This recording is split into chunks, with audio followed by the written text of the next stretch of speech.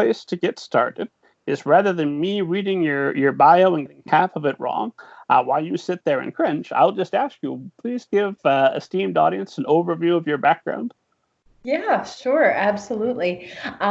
So my name is Sarah Miniaci, and I am the Director of Literary Strategy at Smith Publicity, which is a firm headquartered in the United States, in New Jersey. I myself am actually Canadian. I'm based in Toronto. So we're going international on the Middle Grade Ninja podcast / YouTube today, and wherever else this is going. Everywhere that fine and discerning audience members are located. That's right. Exactly. The World Wide Web, as it goes. So I have been with Smith Publicity for nearly 10 years now, which is wild because on the one hand, it feels like I've been working as a book publicist for about a week, and on the other hand, I feel like old as Methuselah, and like I've seen it all and done it all and worked with every type of author that you could possibly think of. So the truth is probably somewhere in the middle. I continue to be surprised and delighted by our many encounters in the world of book publicity. But I also like to think that I know what I'm talking about in certain respects, particularly where promoting books and authors is concerned, since I've devoted the better part of a decade to doing just that. So prior to book publicity, I was in publishing. I worked actually at a legal publishing house for some time while I was in university. I then founded a online independent literary magazine, which we published as a quarterly for a few years, which was really sort of my introduction into the world of working with artists and creatives and writers and would-be authors, and is ultimately how I ended up making the transition into being a full-time bona fide publicist. So yeah, I hope that is a primer. I mean, I could tell you about all my many varied career paths and stops and starts. But I would say actually that I have spent the better part of my career, the majority of my career, in the world of book publicity. But I was just thinking, a few years for a literary magazine, that's practically a lifetime. That's an amazing accomplishment to have kept it going all that time. So what did that teach you about yourself and about your love of authors that you've then, I assume, carried over into your career as a public relations expert? Yeah, it's a good question. I think what that process really taught me, and which is how I ultimately wound up coming into publicity, because I can't say that, as a wee little girl, I dreamed of being a publicist. I didn't, but I didn't not dream of it either.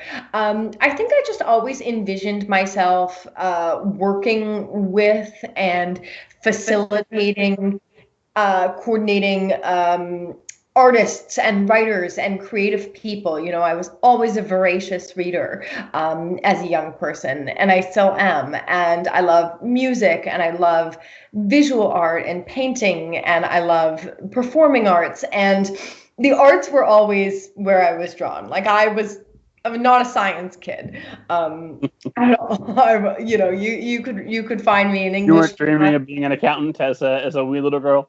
No. I mean, I majored in university in like the thing that you qualifies you to like be a barista, which is philosophy and English. So I was a philosophy major, and the magazine was really born out of this feeling that my co-editor, co-founder, and I had, that there weren't literary magazines out there that were sort of speaking to our interests at that moment in time. And we thought, why don't we try to do it ourselves? I've always been a bit of a DIY gal. I just have that spirit. I feel like if it's not out there, I should maybe try to do it myself. I feel like, Rob, you have that spirit. I mean, with your books and your podcast and everything you're doing, you're a doer. So I think we probably have that in common. So all of that's a roundabout way of saying that ultimately publicity just sort of seemed to be a thing that fit, that I could do, that I sort of have a preternatural sense for.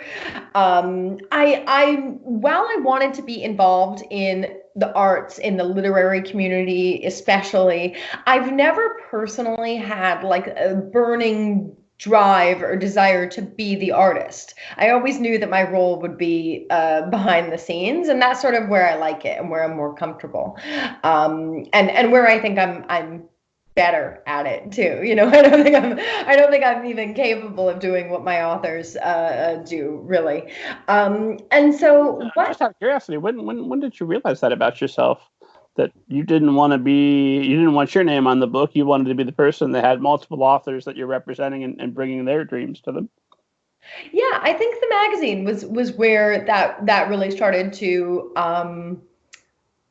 sort of surface for me. Prior to that, I feel like I'd maybe been trying on some different hats in the creative realm, but none of them really seemed like they fit.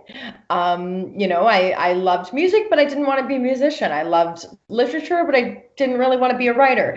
And so what I discovered in the process of building and running that literary magazine was that the publishing industry is just this like incredibly multifaceted place with so many layers and dimensions, and you can just get lost in it for years and years, really.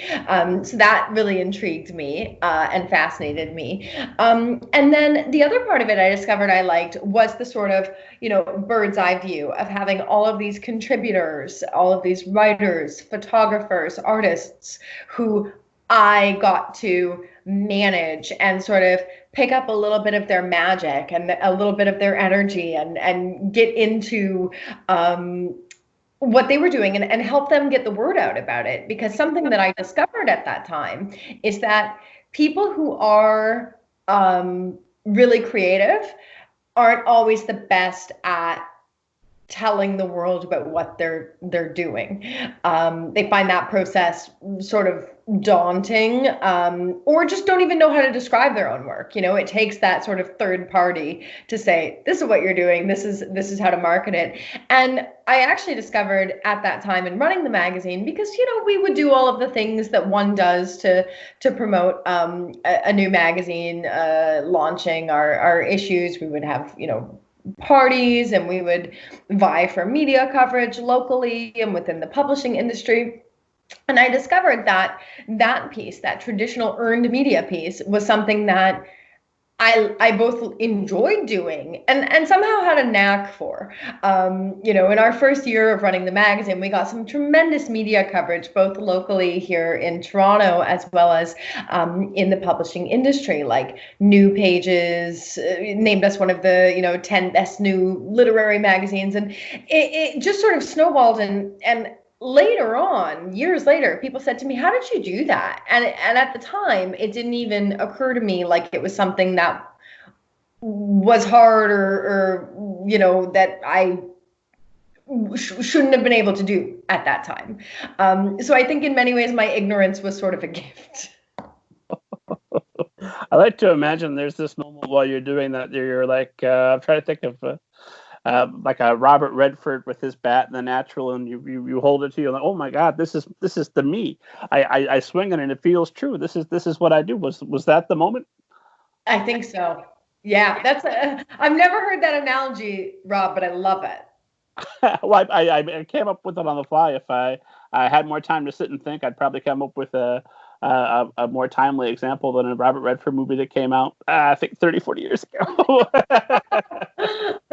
Someone hasn't been watching too much Netflix during quarantine. Hardly at all. I feel busier now in quarantine than I was prior to quarantine, and my Netflix queue just keeps getting filled up with recommendations that I'll get to one day. Yeah, you and me both. Going well.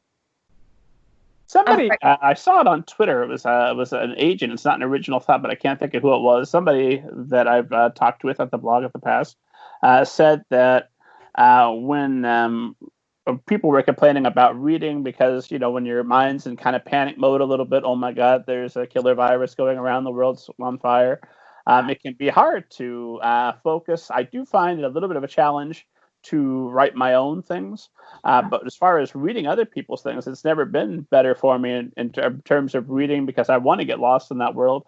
And I find with television, I lose patience because the story's not moving at the pace that I'm ready for, especially if I'm watching something that has lots of long, slow periods and I've already figured out who the killer is or whatever. Then I'm sitting and I'm thinking about all my problems for 2 hours waiting for this thing to be over. Whereas with the story, if I'm getting halfway through and you haven't done it for me, I'll just put you aside and pick up a better story. We'll be fine. That's right. That's right. And if you want to stay up all night and finish the whole thing, it's like one of those Netflix series where it's like they drop the whole season at once. I feel like reading gives you that. Especially if you're reading classic literature. If the author's dead, my God, you have it all right there. Yeah, you can read the whole thing. Yeah. How are you doing quarantine? Are you reading? How are you proceeding? I'm doing great, actually. I feel that in many ways I'm sort of quite well suited to quarantine. I've worked from home. I've worked remotely for the past decade, so that's not been an adjustment at all. My great passions outside of promoting authors and books, of course, are reading and cooking. So it's been an amazing time to do both of those things. I've been having a lot of fun on, social media, connecting with old friends and sort of meeting some new friends through, hobbies I have and interests, like reading and cooking. Yeah, I mean, certainly there have been obviously parts of it that are quite difficult. One of them for me is, living downtown in a major city. We don't have a ton of space. Now's about the time where you're like, oh, those big suburban yards sure do look appealing. But outside of that, Rob, I can't complain. My family and myself have stayed healthy, and mostly upbeat about the whole thing. So, fingers crossed, but, in as far as this craziness goes in the world, I count myself among the most fortunate, for sure. Well, it sounds like for the most part, if we must be in quarantine, you are ideally suited and taking advantage of it and flourishing. So that's great. Yeah. And also, it's funny because I was actually chatting with a couple of friends of mine on the weekend. We have our FaceTime chats that we do on Saturday nights. And we were talking about being an introvert versus being an extrovert. And people don't believe me that I'm an introvert because I sort of read as very extroverted, but I really am. I love spending time by myself. And, I think that's where my love as a reader came from when I was a child anyways, was I would much prefer to spend time with a book than with friends sometimes, even friends I really liked. So that's been a quality that I think has served me well in quarantine as well. It's a tough time for extroverts. I've got some family members who are natural extroverts, and I know that this is so much harder for them than it is for me. Yeah, my partner is one who loves a social life, and I do too. Don't get me wrong, but holds a different level of weight, maybe. Yeah, no, I can go much longer before I'm losing my mind over having not seen people.